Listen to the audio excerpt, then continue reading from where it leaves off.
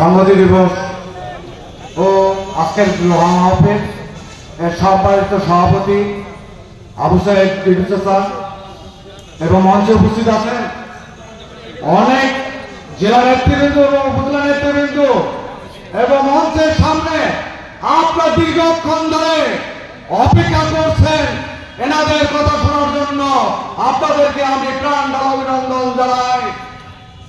আপনাদেরকে আমি বলবো জলঢাকা বিএনপির ঘাঁটি, যুব দলের ঘাঁটি, স্বেচ্ছাসেবক দলের ঘাঁটি, আরো যে অঙ্গ সংগঠন আছে সেগুলোরও ঘাঁটি।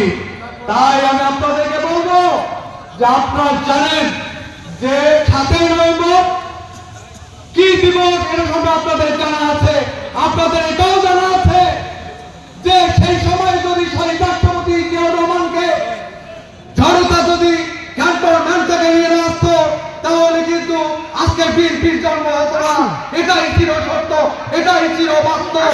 এই কথা আপনাদের কাছে রেখে যে ধানের শীষের প্রার্থী হবে, যে ধানের শীষ পাবে, আমরা যুবদল এক কাতারে আমরা নির্বাচন করব এবং আপ্রাণ চেষ্টা করব সেই ব্যক্তিটাকে নির্বাচিত করার জন্য।